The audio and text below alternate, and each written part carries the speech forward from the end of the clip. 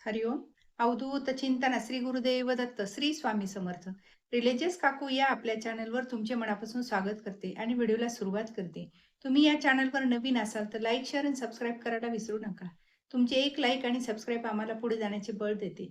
चला तर व्हिडिओला सुरुवात करूया. बघा, हा अधिक महिना आहे. ह्या महिन्यामध्ये आपण जितक्या सेवा करू, जितका आपण दान धर्म करू, तितकं आपल्याला अधिक पटीने फळ मिळत असते. तर आपल्याला या म्हणजे याच्यामध्ये किती काय-काय दान करता येईल त्या वस्तू आपण बघूयात. आणि कुठल्या वस्तू दान केल्याने आपल्याला काय म्हणजे काय प्राप्त होतं ते बघण्यासाठी आपल्याला व्हिडिओ शेवटपर्यंत नक्की पहा. तर बघा, आपल्याला म्हणजे या महिन्यामध्ये भगवान हरिविष्णू आणि माता लक्ष्मी यांची आपल्याला सेवा करायची आहे. आणि आपल्याला माता लक्ष्मीची आणि म्हणजे भगवान हरिविष्णूंची भरभरून सेवा केल्याने आपल्याला कृपा आशीर्वाद प्राप्त होत असतात आणि आपल्याला मोक्षही प्राप्त होत असतो. तर ह्या महिन्यामध्ये आपल्याला भगवान हरिविष्णूंना तुळशी आपल्याला अर्पण करायची आहेत. तर आपल्या घरामध्ये बाळकृष्ण असतोच आहे. नाहीतर भगवान हरिविष्णूंची मूर्ती असेल तर आपल्यावर त्यावरही आपल्याला तुळशी अर्पण करायची आहे आणि माता लक्ष्मीचे कुंकुम अर्चन करायचं आहे. आता आपल्याला भगवान हरिविष्णूंना तुळशी अर्पण करताना ओम नमो भगवते वासुदेवाय, ओम नमो भगवते वासुदेवाय हा आपल्याला मंत्र म्हणून आपल्याला तुळशी अर्पण करायची आहे. आणि माता लक्ष्मीला आपल्याला कुंकुम अर्चन करायचं आहे. तर माता लक्ष्मीच्या याच्यावर कुंकुम अर्चन करताना आपल्याला ओम ऐं ह्रीं क्लीं चामुंडाय विचे, ओम ऐं ह्रीं क्लीं चामुंडाय विचे हा मंत्र म्हणायचा आहे. आपल्याला दोन्हीची पूजा एकाच वेळा केल्यामुळे आपल्याला भरभरून आशीर्वाद प्राप्त होत असतात. आणि ह्या महिन्यामध्ये आपण जेव्हा एकत्र भगवान हरिविष्णू आणि माता लक्ष्मीची पूजा करतो, तेव्हा आपल्याला भरभरून आशीर्वाद, कृपा आशीर्वाद प्राप्त होत असतात. आणि हे महिना आता अधिक पवित्र महिना आहे. कारण ह्या महिन्यामध्ये आपण जितकी सेवा करू, तितक्या सेवेचं आपल्याला फळ मिळत असतं. आणि ह्या महिन्यामध्ये आपल्याला दीपदानालाही महत्त्व आहे, अन्नदानालाही खूप महत्त्व दिलेलं आहे. तर ह्या महिन्यामध्ये आपण काय दान केलं म्हणजे काय मिळेल आपल्याला? तर बघा, आपल्याला ह्या महिन्यामध्ये तुम्ही अनारसे दान करायचे आहेत.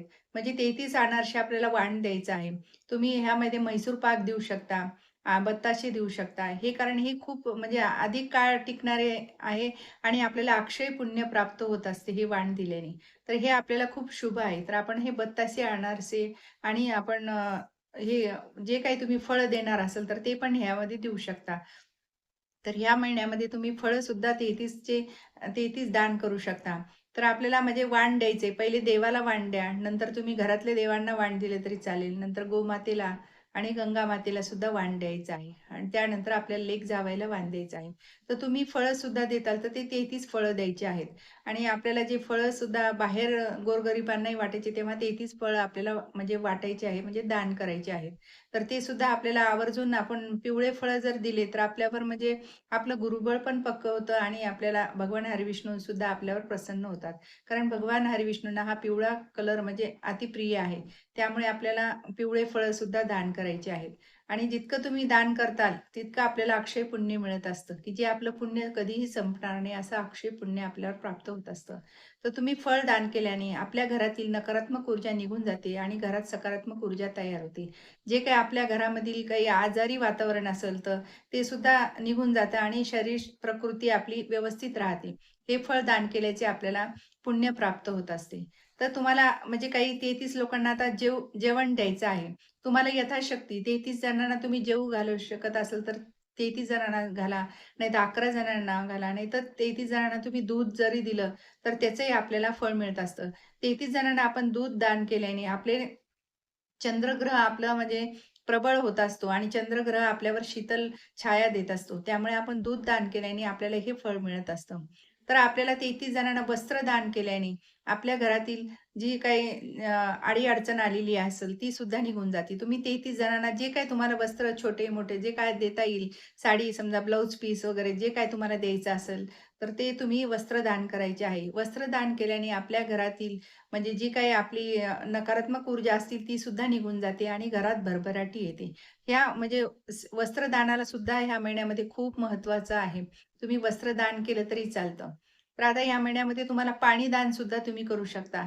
पाणी दान केल्याने आपल्याला म्हणजे जे काही तुम्हाला 33 बॉटल समजा 33 जणांना तुम्ही पाणी, नाहीतर असं पाणपोई वगैरे आपण लावतो त्या टाईपचं जरी तुम्ही पाणी दिलं, चहा दिला, तर आपल्यावर शीतल छाया होत असते आणि आपल्या म्हणजे घरामध्ये सुद्धा शीतल शांतता आपल्याला पसरते.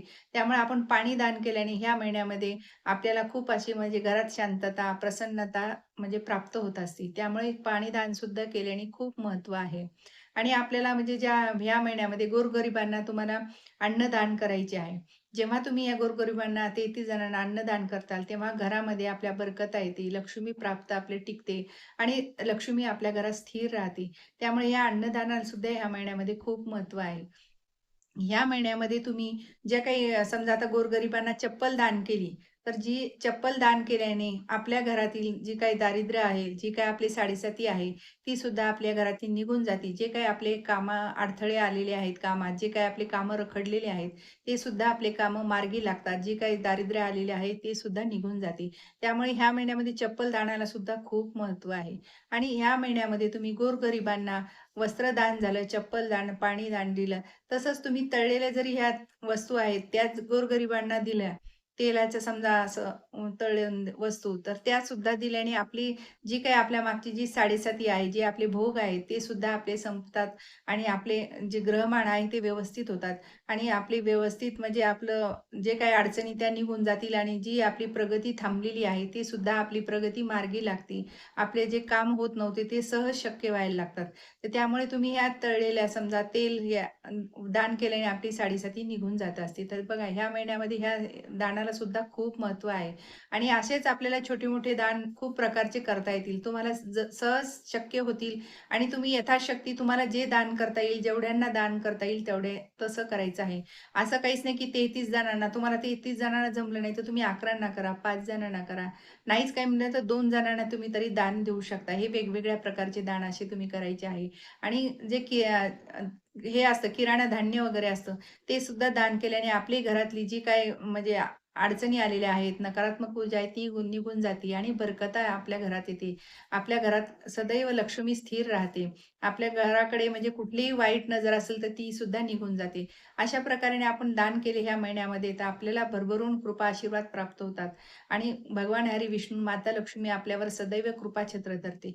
तर असे छोटे-छोटे दान तुम्ही करून पहा. नक्कीच तुम्हाला फायदा होईल आणि ह्या महिन्याची सुवर्ण संधी तुम्हाला खूप त्याचं फळ मिळेल. तर तुम्ही हे करून बघा. श्री स्वामी समर्थ. जय जय स्वामी समर्थ. माझा जर व्हिडिओ तुम्हाला आवडल्यास लाईक, शेअर आणि सबस्क्राईब करायला विसरू नका.